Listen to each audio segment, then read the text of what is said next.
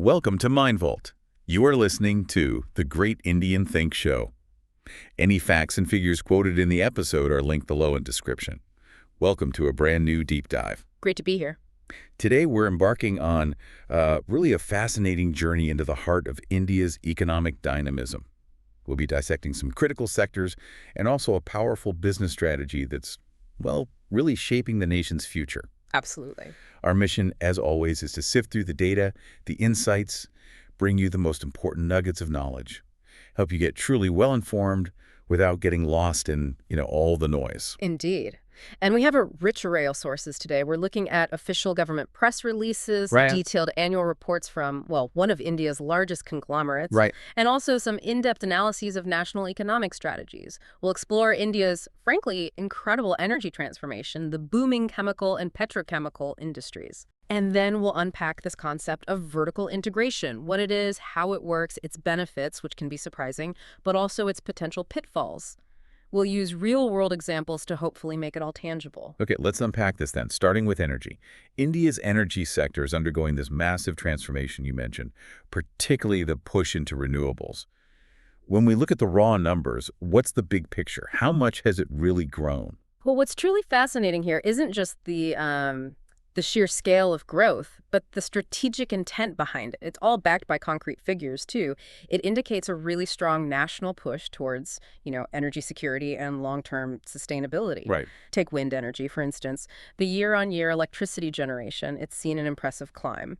The data shows generation soared from around, 33,768 million units. That's Roughly. MU. million units. Right. That was back in 2014-15, and it jumped to a substantial 83,385 MU by 2023-24. Wow, that's more than double. It's more than a 2.4-fold increase in less than a decade. That's not just growth. It signals a real strategic intent to leapfrog, potentially, traditional energy models. That is a monumental leap in production, more than doubling output in under 10 years for a sector this big. It's a clear sign of rapid adoption. What does that scaling mean for the infrastructure underneath it all? Precisely. And it's not just about the electricity generated, it's about building that foundational capacity for the future. The cumulative installed wind capacity also shows this surge vividly. Okay, so the potential power, not just what's being produced. Exactly. It grew from a pretty modest 1.86 gigawatts GW back in March 2004. A gigawatt being what, 1 billion watts? Huge amount of power? Huge amount, yes. So from 1.86 GW, it accelerated to over 21 gigawatt by December 2014 and then really took off, reaching 48.16 GW by January 2025. 48.16 GW. That's nearly a 26-fold increase over 2 decades. Incredible, isn't it? Like transforming a small stream into a roaring river of energy. And initiatives like the CCBC Wind Initiative have been crucial. They've acted like wind energy scouts, mapping out over 50 prime potential sites nationwide.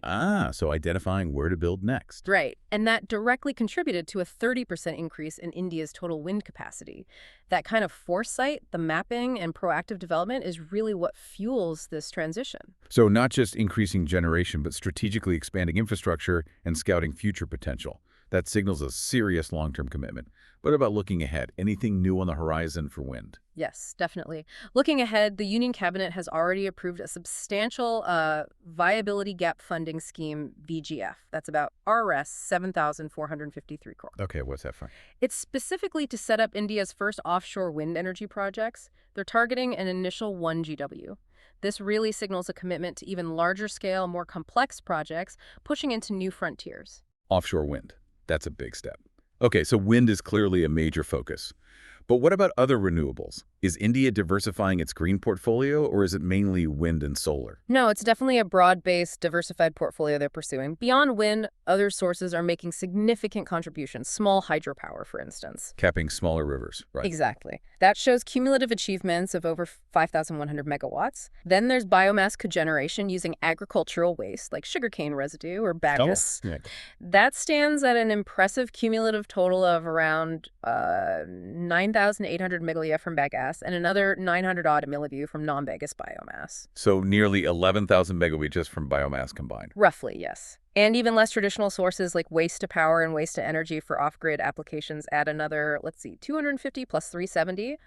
over 600 megawatts combined. Okay. So in total, if you add up the cumulative achievements across just these specified renewable sectors, we're talking about a staggering 162,476 megawatts by December 2024. Whoa, 162 gigawatts across these various sources, not even counting large hydro or maybe some other types. Exactly. It really highlights how broad-based India's renewable push is. They're leveraging multiple avenues. That's a comprehensive approach, definitely spreading the risk and maximizing different potentials. But let's not forget the sun. India, being a tropical country, huge solar potential. Yeah. How is that revolution progressing? The solar power revolution is, well, it's absolutely a cornerstone of the strategy. India rapidly climbed the global ranks, achieving the 5th position worldwide in solar power by 2023. 5th globally, that's impressive. It really is in such a short time. And this has been significantly spurred by various government initiatives, things like the Solar Park Scheme, those VGF schemes we mentioned. The viability gap funding. Yeah. Right, providing financial support, plus initiatives for central public sector undertakings, CPSUs, defense installations, even clever ideas like using canal banks and canal tops for solar panels. Putting panels literally on top of canals. Exactly. And schemes like the bundling scheme and the grid-connected solar rooftop scheme are also democratizing solar, bringing it from huge utility plants right down to homes and businesses. So a multi-pronged approach for solar, too, from massive parks to rooftops. Absolutely. It's designed to encourage solar power generation across extremely diverse applications. Okay, so this aggressive push for renewables is clearly driving India towards greater energy independence. Okay. That seems obvious. But given the turbulent global energy markets, especially with recent geopolitical events, how vulnerable is India still to traditional energy sources, like oil? Are renewables creating a shield, or is it more of a balancing act? This raises a really important question, because while renewable deployment is aggressive and it definitely contributes to long-term security, India still has to navigate complex geopolitical risks, particularly with oil, which remains absolutely critical for its economy. Right, you can't just switch off the oil taps overnight. Not at all. And a significant shift has occurred in India's oil import landscape, especially after February 2022 and the Western sanctions on Moscow. The Russia situation. Exactly. Before that, Russian oil was like less than 0.2% of India's total imports. Tiny fraction. Practically nothing. But now, Russian crude makes up a substantial 35–40% of India's total crude intake. 35 to 40%, that's a massive pivot. It is. And this strategic pivot has been crucial in helping to reduce overall energy import costs for India. It helps keep fuel prices in check, contains inflation, vital for a country of India's size. That's a huge shift, clearly driven by pragmatic economics. Securing discounted crude makes sense for managing domestic costs. But it must carry some risks, relying so heavily on one source, especially given the international context. That's precisely where the geopolitical tightrope walk comes in. While it's demonstrably beneficial for India's immediate energy costs, the strategy carries potential risks. Like what specifically? Well, for example, there have been U.S. threats of additional tariffs or penalties on Indian exports. If India were somehow compelled to move away from discounted Russian crude, estimates suggest it could increase the annual oil import bill by something like USD 9 to 11 billion. $9 to $11 billion extra. That's a huge potential hit. It illustrates the delicate balance India has to maintain, right? Securing energy needs, ensuring economic stability for its people, and navigating these really complex international relations and pressures. It's not just about finding alternatives, it's the cost and political fallout. It's a high-stakes game. Okay, that strategic shift in energy sourcing is complex and really highlights the broader economic environment. And it brings us nicely to a player who seems to be right at the heart of many of these transformations. Reliance Industries. Indeed. Looking at them isn't just about one company, it's like a microcosm, showing how a single entity can drive national transformation. How do their recent moves reflect these broader trends we've been discussing? Well, if we connect this to the bigger picture, Reliance's integrated annual report. It's a fascinating deep dive. It shows exactly how a single entity can mirror these national economic trends and drive significant strategic shifts across so many sectors. So let's look at their performance. How did they do financially in the last fiscal year, 2023-24? They delivered a really robust performance. Their consolidated revenue, it reached nearly 10,122 crore. 10 lakh crore rupees. That's almost US $120 billion. Exactly. A 2.6% increase from the previous year. Their core earnings, the consolidated EBITDA, saw a big jump too, up by over 16% to 1,078,677 crore. Wow. That's roughly US $21.4 billion in EBITDA. Correct. And their profit after tax was also higher, up by over 7% at 79,020 crore, even with higher finance costs and depreciation. Strong numbers across the board. And didn't they hit a major market cap milestone recently? They did, a very significant one. Reliance Industries Limited, or RIL, became the first Indian-listed company ever to cross the 20 lakh crore market capitalization mark. 20 lakh crore. Reached over 20,014,000 crore, which is about US $241.5 billion in FY 2023-24. And their total value added to the economy was over 1,086,000 crore in that period. Huge economic contribution, not just profit. Absolutely. And they remain one of India's largest corporate taxpayers, the leading contributor of indirect taxes in the private sector. It really shows how a single large corporation can be foundational to national economic development. Remarkable. So they're growing themselves, fueling the national economy. How does their strategy then align with India's green energy transition? We talked about India's big renewable targets. Is Reliance a key player in actually achieving those? Oh, absolutely. They're a central pillar, you could argue. Reliance has set this incredibly ambitious target, achieve net carbon zero by 2035. 2035, that's quite aggressive. It is. And part of that is aiming to establish 100 gigawatt of renewable energy capacity by 2030. That's a massive commitment, aligning perfectly with national goals. 100 gigawatts Yeah. from them. That's the target. And supporting this vision is the development of the Dhirubhai-Ambani Green Energy Giga Complex. It's this sprawling facility over 5,000 acres in Jamnagar, designed to be a complete ecosystem for green energy. The solar PV gigafactory within it, for instance. They anticipate starting phased operations by the end of 2024. This year already. That's the plan. And these aren't just standard solar modules. They're BIS certified, capable of up to 720 watt peak, and designed for rapid scaling from 10 GW up to 20 GW annually if needed. That scale and modularity sound critical for meeting India's growing energy demand. What about storage? Batteries are the key piece for renewables, right? Absolutely crucial. For battery tech, Reliance is accelerating the commercialization of its sodium-ion battery technology. Sodium-ion, interesting, not just lithium. Right, sodium-ion. They plan to industrialize cell production at megawatt level by 2025, then rapidly go to gigascale. They're also developing LFP lithium iron phosphate batteries for utility-scale storage. Production for those is expected by 2026. So hedging their bets with both sodium-ion and LFP. Seems like a dual strategy, yeah. Innovation with sodium-ion, plus the more established LFP for immediate scale. And beyond batteries, they're working towards a gigafactory for fuel cells. Fuel cells. Hydrogen-powered? Potentially replacing internal combustion engines, yes. And another gigafactory for power electronics, which is vital for connecting the whole green energy chain. It's this end-to-end integration across the spectrum.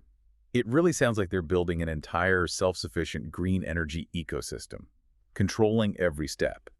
What about green hydrogen itself, often touted as the fuel of the future? They've made significant progress there, too, focusing on cost-competitive green hydrogen. The goal is driving down the cost of renewable power needed to make it and the cost of the electrolyzers for gigascale deployment. They even have an in-house model for the levelized cost of hydrogen, the LCOH. Okay, optimizing the whole process. And they're deeply committed to the circular economy, too. Producing circular polymers, branded Circuropol and Circulina, by chemically recycling plastic waste. Plus, they comply fully with EPR guidelines, extended producer responsibility, and plastic waste rules. So sustainability isn't just an add-on, it's integrated. Seems core to the strategy, yes. Responsible waste management alongside the green energy push. Okay, so deep investment in green energy, from production to storage, hydrogen, recycling. But what about their traditional oil and gas E&P business? How's that performing amidst this green transition? Well, the E&P, or Exploration and Production segment, actually saw robust performance. It indicates a balanced approach, perhaps, to India's current energy needs. Domestic production from this segment grew substantially 53.2% year-on-year. Over 50% growth in domestic production. Yes, reaching over 268 billion cubic feet equivalent. And the strong performance led to impressive EBITDA growth for the segment, too, nearly 49% year-on-year. So the traditional business is still growing strongly. And critically for India's energy security, the KG-D6 block alone. It's contributing approximately 30% of India's entire domestic gas production. 30% from just one block. That's huge. Huge contribution from a single asset, benefiting from nearly 57% higher gas production in that specific block last year. Any other notable details in their E&P? Yeah, their CBM block coal bed methane has over 300 wells operational, yielding about 0.64 million standard cubic meters per day on average. Okay. And condensate production, that's a light oil, started from the MJ field in KGD6 in April 2023. They completed 12 cargo offtakes by March 2024. So a diversified approach within oil and gas, too. Okay, shifting gears to their oil to chemicals, or O2C business. This is a massive part of their traditional operations. How did it fare, especially with those fluctuating crude prices we talked about? Right. The OTC revenue for FY 2023-24, it saw a 5% decline year on year, down to about 564,749 crore. And that was mostly due to oil prices. Primarily, yes. A 13.5% decline year on year in average Brent crude prices really impacts their product price realization. But despite this revenue dip, the OTC EBITDA, the core earnings, it was actually marginally higher, Higher earnings despite lower revenue. How? up 0.5% to 62,393 crore, supported by optimized feedstock sourcing, getting raw materials cheaper, and advantageous ethane cracking, turning ethane into more valuable chemicals. So operational efficiencies offset the price drop. Largely, yes. Though it was impacted by the SAED, that special additional excise duty levy, which cost them over 6,600 crore. Ah, the government levy took a chunk. It did, but it still shows their ability to optimize operations and maintain profitability even with market headwinds and regulatory impacts. And what about their downstream operations like petrol pumps and EV charging? Their GeoBipa mobility station network expanded to 1,729 locations. ATF aviation turbine fuel sales jumped 63%, and they now have over 4,500 EV charge points. 4,500 EV points. Yeah. That signals a shift. It does. It aligns with their stated strategic aim. Transition from primarily making transportation fuels towards higher value chemical building blocks, and from fossil fuels towards renewables. It's a pivot even within the core oil business. Fascinating pivot. Okay, let's talk digital, Geo. It fundamentally changed India's connectivity landscape. What are the latest numbers there? In digital services, Geo's subscriber base grew by a massive 42.4 million in the last year. 42 million new subscribers. Yeah, reaching a total of 481.8 million, solidifying their spot as India's top wireless and wireline provider. Nearly 500 million subscribers. And the true 5G network rollout, completed with unprecedented speed, over 1 million 5G cells covering about 85% of the country's 5G capacity. A million 5G cells already live. Yes, and over 108 million subscribers already migrated to true 5G. It's an unparalleled deployment globally. And what about home broadband? GeoFiber and the new AirFiber. GeoAirFiber, their fixed wireless solution for last-mile connectivity. It's now available in 5,900 towns. Between GeoFiber and GeoAirFiber, they've connected about 12 million premises. 12 million homes and businesses connected. Right. And this aligns perfectly with estimates that India's internet economy is set to grow sixfold, hitting maybe US $1 trillion by 2030. Geo is positioned right at the center of that. Incredible numbers for digital. What about their retail segment? Reaching millions directly through stores and e-commerce.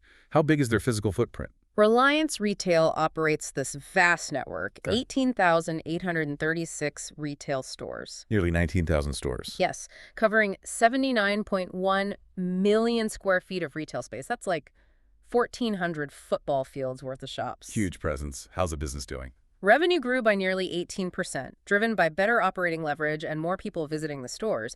But beyond the financials, their source train hire model is interesting. What's that? It focuses specifically on Tier 2, 3, and 4 cities, smaller towns, rural areas.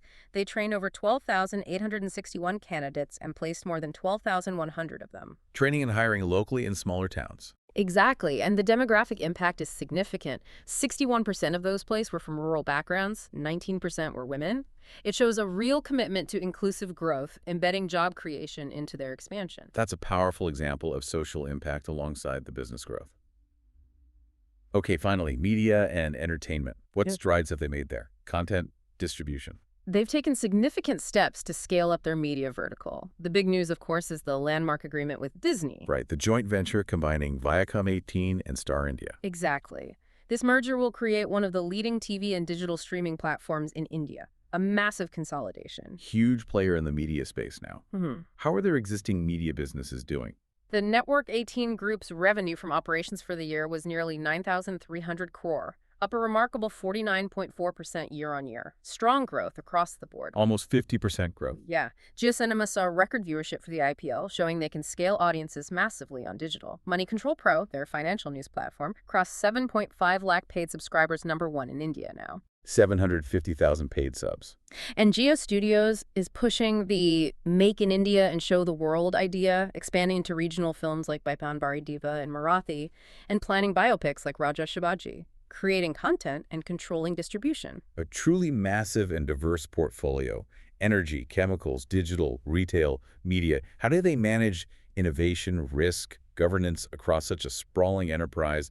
It sounds incredibly complex. It is complex, and their approach seems deeply embedded. For innovation, they actively pursue intellectual property. Submitted 46 new patents, got 92 approved last year. They hold over 1,100 patents now. So a lot in-house R&D. Seems so. For risk management, they emphasize a defense-in-depth approach for cybersecurity, crucial given their scale and comprehensive plans for physical security, natural calamities. And what about ESG, environmental, social governance? How's that playing out? Their commitment seems pretty clear. That net carbon zero target by 2035, reporting aligned with global standards like TCFD and IFRS 2, it shows transparency and proactive management of climate risks. And the S in ESG, the social impact. Critically, their CSR spend was nearly 1,800 crore last year, impacting millions. Tangible results, too, like 98% satisfaction with HIV support kits, a new road in Jharkhand improving healthcare access by 93%, fishermen seeing income rise by 500 daily with provided equipment. Those are specific, measurable impacts. Exactly. It goes beyond just financials. Plus, certifications like Great Place to Work for 4 years running, ranked second best Indian brand by Interbrand Safety Awards.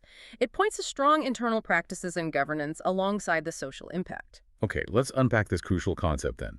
A lot of these major players, especially Reliance, operate using vertical integration. What exactly is that? Why is it such a critical, maybe sometimes controversial strategy? Right. What's fascinating here is how often vertical integration is misunderstood, yet it's fundamental to how many dominant companies operate. It reshapes whole industries. At its core, it's about a single firm combining activities vertically within its supply chain. So instead of using separate companies for each step? Exactly. Instead of relying on external markets or contracts, they bring it in-house.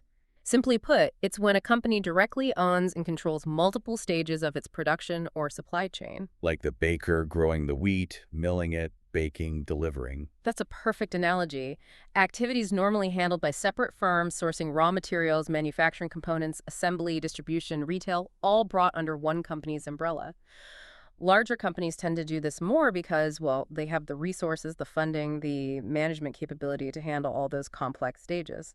So bringing more of the value chain in-house, creating a kind of self-contained ecosystem. What are the strategic upsides? Why go through all that complexity?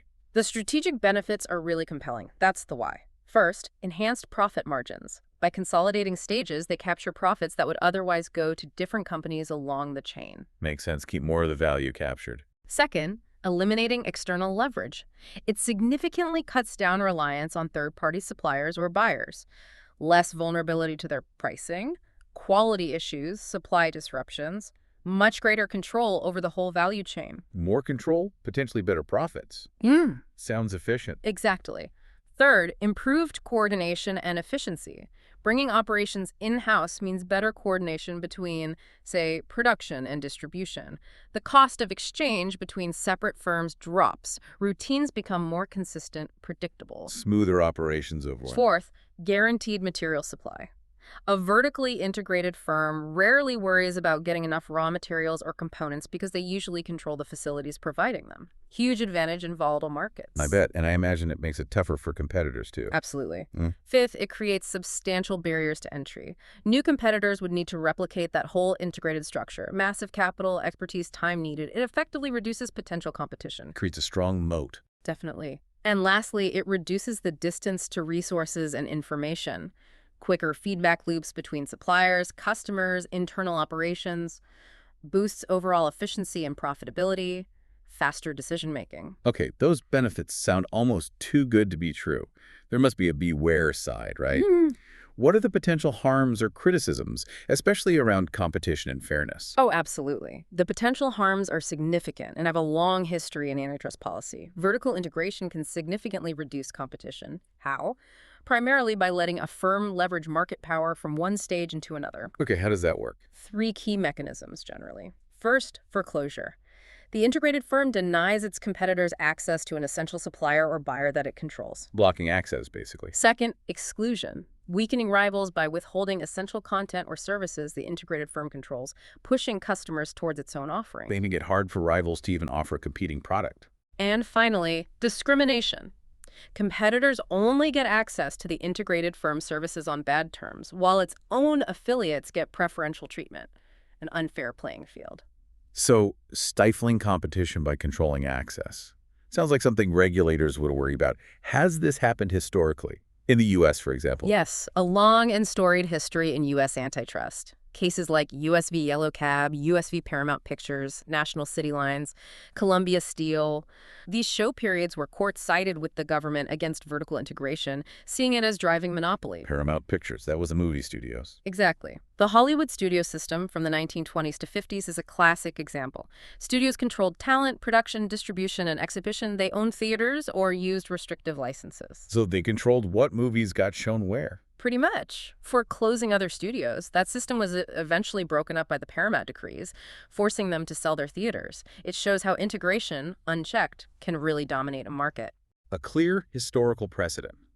Beyond direct competition, are there other, maybe less obvious, negative impacts? Indeed. Vertical integration can facilitate something called regulatory arbitrage. A dominant firm involved in multiple businesses might argue it doesn't fit neatly into any single regulated category, effectively avoiding rules its competitors face. Sneaking through the regulatory cracks. Potentially. And more critically, the effects can go beyond just consumer prices. Reduced competition can mean less innovation, foreclosure for independent suppliers or distributors, maybe lower quality goods due to lack of pressure. These broader impacts aren't always obvious if you only look at prices. So, it's clearly complex, big benefits, but also significant risks. But is it always bad for competition? Are there counter-arguments? Situations where it might actually be okay or even good? That's a crucial nuance. Vertical integration per se doesn't automatically diminish competition or raise prices. Sometimes it can actually strengthen competition. Well, as integrated firms gain advantages, it forces standalone firms to innovate or find other efficiencies to compete. This can ultimately drive down costs and prices for everyone. Pressure to improve. Right. And international evidence, especially in deregulated electricity sectors, suggests vertically integrated energy companies can operate just as competitively as unintegrated ones. They still trade contracts. Market liquidity depends on underlying factors, not just integration itself. So vigilance is needed, but it's not inherently anti-competitive everywhere. That's important context. Oh. Okay, so what does this mean in practice? Let's look at some real-world examples, maybe across different sectors like energy and tech, before bringing it back fully to India. Right. How does the theory manifest? It plays out differently by industry, but patterns emerge. Let's start with historical giants. Standard Oil is the seminal case. Rockefeller's empire. Exactly. Extraction, transport, refining, wholesale, retail gas stations, all combined. Controlled maybe 88% of U.S. refined oil flows. Borderline monopoly. And that led to antitrust action. Key factor leading to the Sherman Antitrust Act enforcement and the company's breakup. A pivotal moment. And the Hollywood studio system we mentioned, that was integration leading to market control too. Yes. Controlling talent, production, distribution, and owning theaters or using restrictive licenses, leveraging power across the chain to foreclose rivals. Parallels concerns we see today in content distribution. History definitely provides lessons. How about modern industries? Tech, media, where control is often digital, not physical assets. Modern cases show evolving dynamics. Take telecoms and content. The AT&T Time Warner merger. The US DOJ challenged it. Why? Argued it would create a walled garden. AT&T might favor its Time Warner content like HBO over others, harming consumers and independent creators. Did the challenge succeed? No, it ultimately failed. It was the first attempt to block a vertical merger in over 40 years, and its failure set a precedent, arguably making future challenges harder. Interesting. What about big tech like Google? They seem incredibly integrated across services. Google's a powerful contemporary example. To dominate mobile apps and solidify ad dominance, They're highly vertically integrated. It's not outright exclusion like Microsoft bundling, i.e. back in the day. Right. But Google engineers its technology so that it is more convenient for users to stay within Google's collection of apps. High switching costs. Android phones come preloaded with Google Apps, seamless integration on the cloud. Users just prefer the whole ecosystem. A digital gravity well, pulling you in. And then it lets Google replicate products from independent firms, file sharing, travel search, leveraging its platform dominance. Very effective integration. Subtle but powerful. Any examples in other critical sectors? Healthcare? Agriculture? Absolutely. Healthcare. Fresenius acquiring NX Stage, home dialysis equipment. Concerns were raised that this could suppress competition in the growing home dialysis market, protecting Fresenius's very profitable clinic model, perhaps not benefiting patients most. Protecting the existing business model through integration. Potentially. In agriculture, production contracts are a form of vertical integration. Growers raise animals owned by integrators, big food companies. The integrator dictates everything: feed, housing, meds, manure disposal. So the farmer loses control. Often loses entrepreneurial control, yeah. Can only sell under and to the integrator. Jim Hightower called it ownership without reliability. Integrator has control, farmer has the liability. That seems exploitative. What about something like eyewear, often cited as highly integrated? Yes, the eyewear industry. Companies like Luxottica owning brands like Ray-Ban, Oakley, manufacturing lenses, operating retail chains like LensCrafters, Sunglass Hut. They seem to do everything. Control multiple stages. Yeah. Design, manufacturing, wholesale, retail. Gives them significant influence over pricing and market control, often linked to higher consumer prices. Okay, finally, let's circle back to electricity. You said earlier integration there doesn't necessarily reduce competition. Why is that different? In deregulated electricity markets, generators integrating with retailers is common. Concerns about hurting prices or hedging access are often overstated. Why overstated? Because it doesn't fundamentally change the supply-demand balance in physical or hedging markets. In competitive conditions, cost reductions from integration can actually lead to lower consumer prices. So efficiency gains can pass through. Exactly. Integrated firms still trade short-term contracts because their generation and retail arms face separate risks. Market liquidity depends more on underlying factors like number of players, regulation, not just integration itself, different dynamics. Okay, let's unpack this. So bringing it all back to Reliance in India. How does vertical integration underpin their massive operations? How does it contribute to India's broader economic story? They seem like a masterclass in this. What's fascinating here is how Reliance's strategic integration across all those diverse sectors really leverages these principles. It creates this powerful synergy that pushes India's growth and aligns with national priorities. Take their O2C business oil to chemicals. Prime example of deep integration, spanning crude sourcing, refining, petrochemicals, then B2B and B2C models, aiming to optimize the whole chain, maximize conversion of crude to high-value chemicals, striving for a sustainable, holistic, circular materials business. Controlling the whole journey of oil. Exactly. And this control lets them navigate global price volatility, like that 13.5% Brent decline impacting revenue, while still keeping EBITDA levels steady through internal efficiencies. A classic benefit of integration absorbing shocks. How does this apply to their new energy ventures, their net zero goal? Their plans for gigafactories, solar PV, sodium-ion batteries, fuel cells, power electronics are a clear, powerful demonstration of massive vertical integration in their new energy ecosystem. Building it all themselves. The solar PV factories starting end of 2024, battery production by 2026. By controlling everything from component manufacturing like carbon fiber for wind turbines right through to final energy solutions, they aim for huge cost efficiencies, quality control, and accelerating India's clean energy transition towards that 100 GW target by 2030 and net zero by 2035. Direct control over quality, cost, speed makes them a driving force. Absolutely. It's a monumental undertaking, building a whole new industry practically under one roof. What about digital and retail, touching millions daily? How does integration play there, creating that sticky ecosystem you mentioned? The integration of digital platforms with their vast physical retail network, it's absolutely key. You've got the 481 million plus Geo subscribers, the 18,800 plus stores. Connectivity and storefronts. Right. They vertically integrate connectivity, digital content like GeoCinema's IPL viewership, and consumer goods. End-to-end control of the customer journey. Internet access, entertainment, shopping. It reinforces their position in that $1 trillion projected internet economy. own the pipes, the content, the shops. Very sticky. Hard for users to leave that ecosystem. And in media and entertainment, the Disney JV, how does that fit the integration picture? That JV combining Viacom 18 and Star India perfectly illustrates vertical integration in media on a grand scale. They'll control content creation via entities like Geo Studios, focusing on local regional content, and the massive distribution platforms, TV networks streaming like Geo Cinema, Create, package, deliver, all in-house. consolidating market share, offering a comprehensive entertainment experience, reflected in Network 18's nearly 50% revenue growth already, reducing reliance on external partners, maximizing reach and influence. So Reliance clearly benefits internally from this deep integration.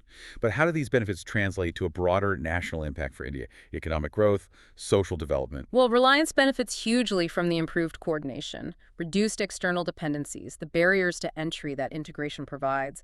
This depth of control lets them execute massive projects, like that pan-India 5G rollout with over 1 million cells, or establish entirely new manufacturing capabilities much faster than relying on fragmented external suppliers. Scale and speed enabled by integration. And their robust R&D, that big IP portfolio with over 1,100 patents, that directly supports the integrated strategy, enables in-house innovation, competitive advantage, less reliance on external tech. And the societal impact. Beyond economics, we touched on CSR, but does the integrated model itself contribute to inclusive growth? Yes, the benefits extend significantly there.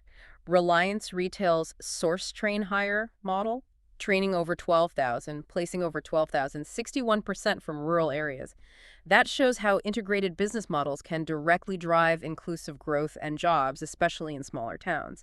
It's embedded in their expansion. For the business, not just charity. Right. And their ESG commitments, the net zero target, shows understanding of long-term sustainability and broader stakeholder impacts. Finally, what's the future outlook?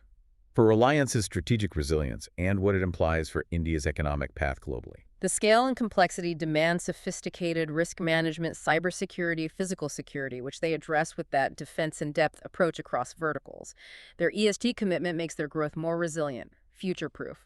And being the first Indian firm past 20 lakh crore market cap, a top tax spinner, Reliance's vertically integrated model undeniably plays a massive role in India's overall economic trajectory and global positioning. It shows how private enterprise, through strategic consolidation and diversification, can align with and accelerate national goals. They're like a living lab for deep integration shaping a nation's future. What an incredible deep dive into India's economic landscape, its energy transformation, key industries, and this really powerful strategy of vertical integration.